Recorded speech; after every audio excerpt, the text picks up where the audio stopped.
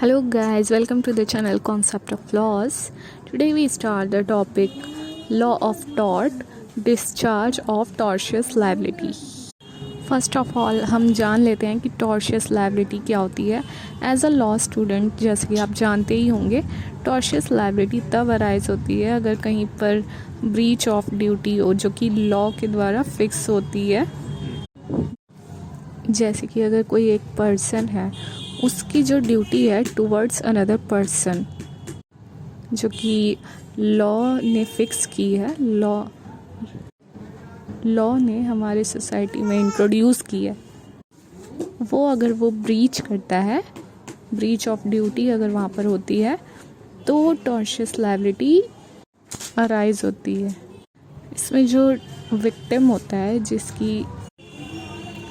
जिसका मतलब right violate हुआ है, उसके पास ये राइट है कि वो एक्शन ले सकता है कोर्ट में for unliquidated damages. Unliquidated damages तब प्रोवाइड किए जाते हैं, अवार्ड किए जाते हैं, कोर्ट के द्वारा अवार्ड किए जाते हैं जब कोई ब्रीच ऑफ ड्यूटी होता है, जैसे कि ब्रीच ऑफ कॉन्ट्रैक्ट अगर हुआ है किसी पार्टीज़ के बीच में, तब अनलिक्विडेटेड डैमेजेस प्रोवाइड किए जाते हैं। तो चलिए गाइज, अब हम डिस्कस कर लेते हैं डिस्चार्ज ऑफ टॉर्शियस लाइबिलिटी। इसमें 7 ऐसे मोड्स हैं जिससे कि कोई पर्सन टॉर्शियस लाइबिलिटी से डिस्चार्ज हो जाता है। जो डिफेंडेंट है वो जो है टॉर्शियस लाइबिलिटी से डिस्चार्ज हो जाते हैं और जिस पर कि कोई रेमेडी नहीं होती है। ये एक ऐसा प्रोसीजर है जिससे कि टॉर्ट का एंड हो जाता है, क्योंकि वो जो पर्सन है, डिफेंडेंट जो है, वो फ्री हो जाता है। अपनी जो टॉर्शियस लाइबिलिटी है, जो उसके ऊपर लाइबिलिटी है, उससे वो फ्री हो जाता है, डिस्चार्ज हो जाता है। तो जो टॉर्ट का जो केस होता है उसका एंड हो जाता है। तो इसका फर्स्ट पॉइंट ये है कि डेथ ऑफ द पार्टीज।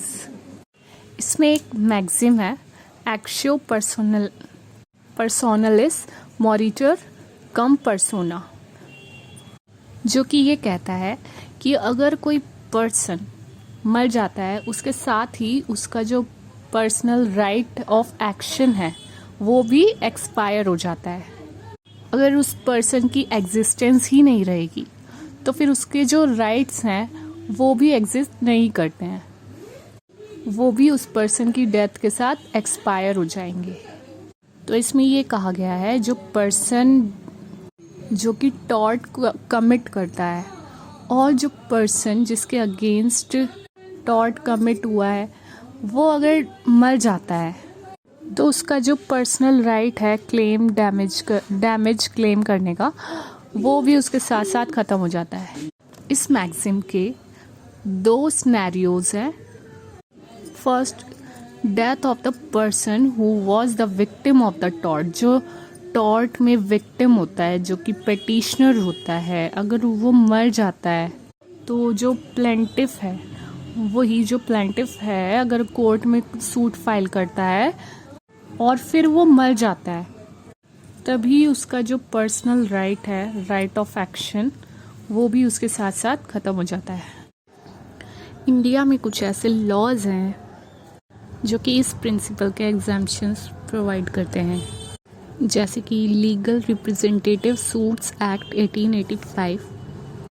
इस एक्ट के अकॉर्डिंग पर्सन की डेथ के बाद उसके जो लीगल रिप्रेजेंटेटिव्स होते हैं या एग्जीक्यूटर्स होते हैं, वो उस पर्सन को रिप्रेजेंट कर सकते हैं कोर्ट ऑफ लॉ में। इसी टाइप से जो प्लेंटिफ्स के काउंसिल होते हैं वो भी उसको रिप्रेजेंट कर सकते हैं कोर्ट में। Like fatal accident act, the Indian succession act and the workman compensation act, इन सब के एक्ट के अकॉर्डिंग वो उसको रिप्रेजेंट कर सकते हैं कोर्ट ऑफ लॉ में। अगर जो डेथ हो जाए डिफेंडेंट की, तो इस केस में भी टॉर्शियस लाइबिलिटी जो है डिस्चार्ज हो जाती है। डिफेंडेंट के रिगार्ड भी कुछ एक्सेप्शंस हैं। इस मैक्सिम के एक्शियो पर्सोनलिस मॉरिटर कम पर्सोना, इसके कुछ एक्सेप्शंस हैं डिफेंडेंट के। Legal representative suits act 1885 India के एग्जाम्पल्स में से एक है, जो कि इस प्रिंसिपल का एक्सेप्शन है कि अगर कोई पर्सन इन्वॉल्व है टॉर्शियस लायबिलिटी में, वो मर जाता है जबकि उसका ट्रायल चल रहा होता है, तब ये एक्ट जो है अप्लाई होता है। उसके जो लीगल रिप्रेजेंटेटिव होते हैं वो उसको कोर्ट में प्रेजेंट करते हैं। इसी टाइप से जो डिफेंडेंट का जो काउंसिल होता है वो भी उसको रिप्रेजेंट करना चाहिए कोर्ट में। Under many laws and acts such as the fatal accident act, Indian succession act, workman compensation act and so on, इन सब एक्ट के तहत डिफेंडेंट का जो काउंसिल है वो उसको रिप्रेजेंट करेगा कोर्ट में डिफेंडेंट की डेथ के बाद। सेकंड पॉइंट है डिस्चार्ज ऑफ टॉर्शियस लायबिलिटी का। सेकंड पॉइंट है बाय वेवर। वेवर जो है वो सेकंड वे है टॉर्ट से डिस्चार्ज होने का। जब किसी पर्सन के पास एक से ज़्यादा रेमेडी होती है तो उसको उनमें से किसी एक रेमेडी को चूज़ करना होता है और अदर जो रेमेडी है उसको वेव करना होता है। Accept in cases of defamation and assault और डिफामेशन में ऐसा नहीं है कि उसको एक रेमेडी चूज़ करनी पड़े, बाकी सब में ऐसा होता है। बाकी जो टॉर्ट लॉ है उसमें वो दोनों टाइप की रेमेडी को नहीं ले सकता है, दोनों टाइप की रेमेडी को परस्यू नहीं कर सकता। तो ये जो डॉक्ट्रिन है वेवर, इसके 2 मेजर प्रिंसिपल्स हैं। फर्स्ट यही कि उसको कोई एक रेमेडी को चूज़ करना पड़ता है। सेकेंडली, अगर वो पर्सन वो रेमेडी रिसीव नहीं करता है जो इसकी उसको चाह होती है, डिज़ायर होती है, तो कोर्ट उसको अलाउ नहीं करती है कि वो कोई ऑल्टरनेटिव रेमेडी परस्यू करे। और अब हम देख लेते हैं the waiver can be implied और एक्सप्रेस। वेवर जो है वो इम्प्लाइड भी हो सकता है और एक्सप्रेस भी। एक्सप्रेस वेवर में क्या होता है, जो पर्सन होता है वो एक्सप्रेसली कम्युनिकेट कर सकता है उसकी जो चॉइस होती है उसके बारे में, कि वो कौन सी रेमेडी लेगा, उस चीज़ के बारे में वो कोर्ट में एक्सप्रेस कर सकता है। और इम्प्लाइड वेवर में the person impliedly communicates about his choice for which remedy he is applying. Impliedly communicate करता है कि कौन सी रेमेडी उसको चाहिए। डिस्चार्ज ऑफ टॉर्शियस लायबिलिटी का थर्ड पॉइंट है अकॉर्ड एंड सेटिस्फैक्शन।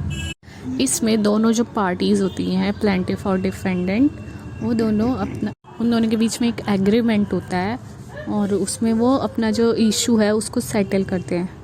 ये जो उनका एग्रीमेंट होता है और सेटलमेंट होता है, इसी को हम कहते हैं अकॉर्ड। इस एग्रीमेंट को नाम दिया गया है अकॉर्ड। जनरली अगर देखा जाए, कोई जो डिस्प्यूट होता है उसको अगर रिजॉल्व किया जाता है किसी कंपनसेशन को रखकर, उनके बीच एक एग्रीमेंट होता है जिसमें कि वो कुछ कंपनसेशन रखते हैं आपस में, कि डिफेंडेंट अगर प्लेंटिफ को कंपनसेट कर देगा तो वो उसको कोर्ट में स्यू नहीं करेगा। अब हम बात करते हैं सेटिस्फैक्शन की। सेटिस्फैक्शन जो है वो है रियल पेमेंट ऑफ कंपनसेशन, जिसके ऊपर दोनों पार्टीज़ एग्री करती है। प्लेंटिफ एंड डिफेंडेंट, जो अमाउंट उनके बीच में फिक्स होता है कंपनसेशन का, उसको हम कहेंगे सेटिस्फैक्शन। और जब दोनों ये कंप्लीट हो जाता है अकॉर्ड एंड सेटिस्फैक्शन, तब जो वो टॉर्ट लायबिलिटी है उससे वो पर्सन डिस्चार्ज हो जाता है। डिफेंडेंट उस टॉर्शियस लायबिलिटी से डिस्चार्ज हो जाता है और फिर वो डिस्प्यूट कोर्ट में रिसॉल्व नहीं किया जाता, क्योंकि पार्टीज़ जो है वो आपस में उसको सॉल्व कर लेती है कंपनसेशन फिक्स करके। अकॉर्ड और सेटिस्फैक्शन में एक जो कंडीशन है वो है कंसेंट ऑफ द पार्टी।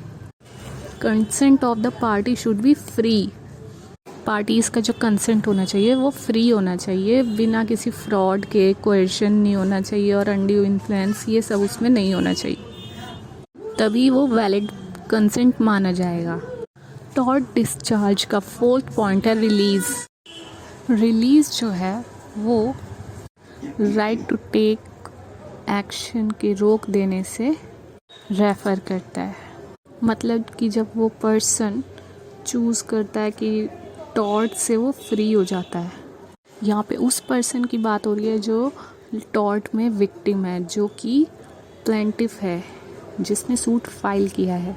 वो अगर अपना जो टॉर्ट का जो सूट है जो उसने फाइल किया है उसको अगर छोड़ देता है, इस चीज़ को कहा जाता है रिलीज़। तो ये जो प्रिविलेज प्रोवाइड किया गया किसको मिला है? ओनली जो विक्टिम होता है उसको दिया गया है कि अगर वो उसको छोड़ दे तो टॉर्शियस लायबिलिटी से डिफेंडेंट डिस्चार्ज हो जाता है। इसमें ये एक कंडीशन है कि जो रिलीज़ होगा वो वॉलेंट्री होना चाहिए। मतलब कि जो प्लेंटिफ है वो किसी दबाव में आके ना करे, वो खुद से इशू करे कंसेंट। अगर ये कंसेंट ऑब्टेन किया गया है किसी दबाव में आकर, जैसे कि कोर्शन, अनड्यू इन्फ्लुएंस या फिर कोई एनी अदर इलीगल मीन्स, तो इस कंसेंट को वैलिड नहीं माना जाएगा। तो ये जो रिलीज़ होगा इसको वैलिड नहीं माना जाएगा और डिफेंडेंट जो है वो टॉर्शियस लायबिलिटी से डिस्चार्ज नहीं होगा। इसमें एक केस है डक वर्सेस मायन, 1892 का ये केस है। इसमें प्लेंटिफ ने ये कहा था कि जो टॉर्ट फीजर है, 2 टॉर्ट फीजर है, वो उनमें से एक टॉर्ट फीजर को स्यू नहीं करेगा, रिलीज़ कर देगा। तो इसका ये मतलब नहीं हो जाएगा कि वो दोनों ही जो टॉर्ट फीजर्स हैं दोनों डिस्चार्ज हो गए हैं टॉर्ट लायबिलिटी से। वो एक को स्यू करेगा, एक को नहीं करेगा। उसने एक टॉर्ट फीजर को रिलीज़ करने की बात कही है, तो इस बात से दोनों जो टॉर्ट फीजर हैं दोनों नहीं रिलीज़ हो जाएंगे। इंडियन सक्सेशन एक्ट का जो सेक्शन 63 है, इसमें ये बात कही गई है कि कंसिडरेशन ज़रूरी नहीं है रिलीज़ के लिए। तो जो इंजर्ड पार्टी है वो रॉन्ग डूअर को विदाउट कंसिडरेशन भी रिलीज़ कर सकती है। अब बात करते हैं एक्विसेंस की, जो कि टॉर्ट लायबिलिटी का 5th पॉइंट है, टॉर्ट लायबिलिटी से डिस्चार्ज होने का। इसमें क्या होता है कि टॉर्ट जो है वो डिसमिस हो जाता है प्लेंटिफ की इनकैपेसिटी की वजह से। तो उस सिचुएशन में जो रॉन्ग डूअर होता है वो डिस्चार्ज हो जाता है टॉर्ट लायबिलिटी से।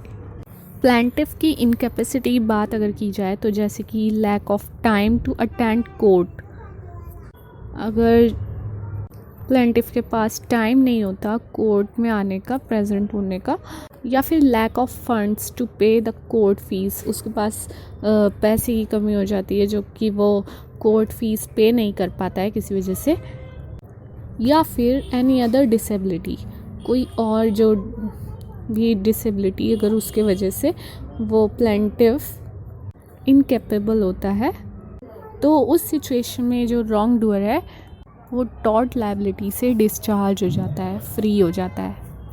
अगर जो प्लेंटिफ है उसके पास लीगल अथॉरिटी है कि वो अपने जो राइट्स हैं उसको जो लीगल इंजरी हुई है उसका वो क्लेम करे, बट वो कोई एक्शन नहीं ले पाता है क्योंकि जो टाइम पीरियड दिया गया है उस टॉर्ट सूट का, वो टाइम एक्सटेंड हो जाता है, टाइम निकल जाता है।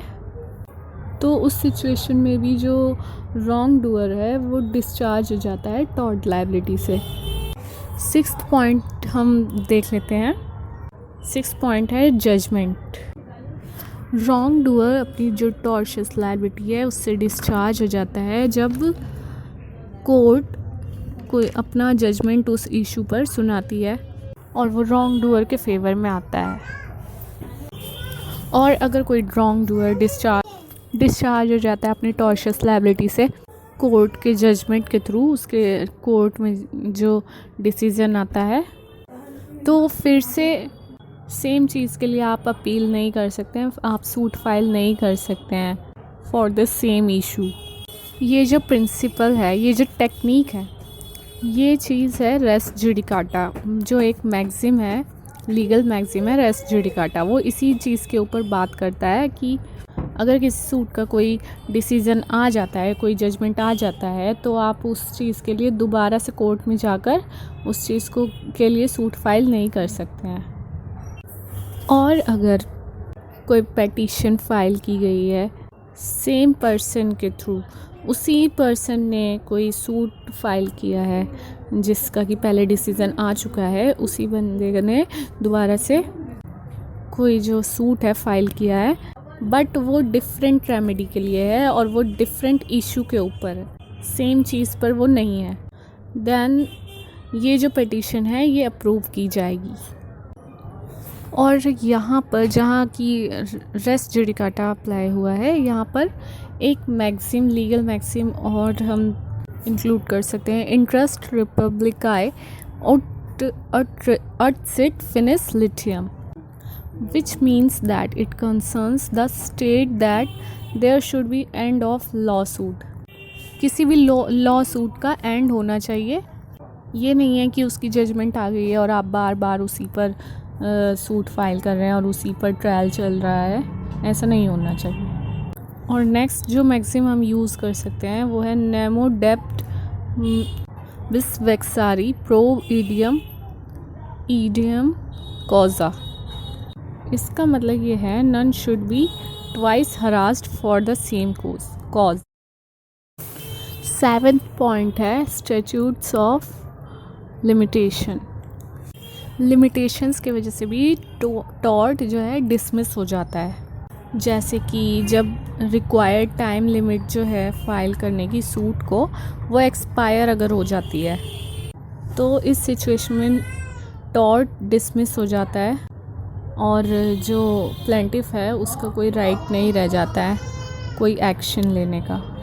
फॉर एग्ज़ाम्पल जैसे कि केस होता है फॉल्स इम्प्रिजनमेंट और लिबेल का, तो इसमें जो टाइम लिमिट, जो कि कंप्लेंट को फाइल करने की टाइम लिमिट है, वो है 1 ईयर। 1 ईयर के अंदर आप इसमें कंप्लेंट फाइल कर सकते हैं, अदरवाइज़ टाइम एक्सटेंड हो जाएगा तो आपको कोई राइट नहीं रह जाएगा उस पर एक्शन लेने का, कोई कंप्लेंट करने का। और जो ट्रेसपास होता है इमूवेबल प्रॉपर्टी पर, उसका टाइम लिमिट होता है 3 ईयर्स। और अगर जो एक बार टाइम लिमिट पास हो जाती है, निकल जाती है टाइम लिमिट, तो कोई उस पर परस्यू नहीं कर सकता है अपने राइट के लिए। सो गाइज़, इसी के साथ हमारा टॉर्शियस लायबिलिटी, डिस्चार्ज ऑफ टॉर्शियस लायबिलिटी का ये टॉपिक ख़त्म हो जाता है। आई होप कि आपको वीडियो अच्छे से समझ आ गया होगा। So please subscribe our channel and like the videos. मिलते हैं नेक्स्ट वीडियो में, तब तक के लिए बाय बाय, टेक केयर।